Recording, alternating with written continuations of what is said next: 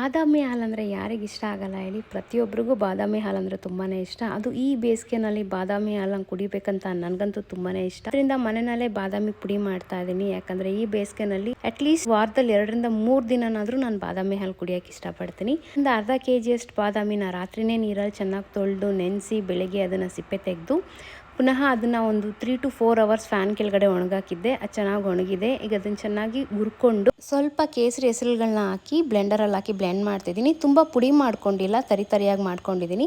ಅದಕ್ಕೆ 100 ಗ್ರಾಮ್ ಅಷ್ಟು ಸಕ್ಕರೆ ಹಾಕಿ ಇನ್ನೊಂದು ರೌಂಡ್ ರುಬ್ಕೊಳ್ತೀನಿ. ಈಗ ಅದನ್ನು ಒಂದು ಕಂಟೈನರ್ ಹಾಕಿ ಸ್ಟೋರ್ ಮಾಡ್ತಾ ಇದ್ದೀನಿ. ಒಂದು ಬೌಲ್ಗೆ 5 to 6 ಕೇಸರಿ ಹೆಸರುಗಳನ್ನ ಹಾಕಿ ಹಾಲು ಹಾಕಿ ಕಲರ್ ಬರೋಕೆ ಇಡ್ತೀನಿ. ಈಗ ಅರ್ಧ ಲೀಟ್ರ್ ಹಾಲನ್ನು ಚೆನ್ನಾಗಿ ಕಾಯಿಸಿ ಅದಕ್ಕೆ 4 ಸ್ಪೂನ್ ಅಷ್ಟು ಬಾದಾಮಿ ಪುಡಿ ಹಾಕಿ ಅದನ್ನು ಚೆನ್ನಾಗಿ ಮಿಕ್ಸ್ ಮಾಡಿ ತಣ್ಣಗಾಗಕ್ಕೆ ಇಡ್ತೀನಿ. ಕೇಸರಿ ಹಾಲನ್ನು ಕೂಡ ಹಾಕಿ ಚೆನ್ನಾಗಿ ಮಿಕ್ಸ್ ಮಾಡ್ತೀನಿ.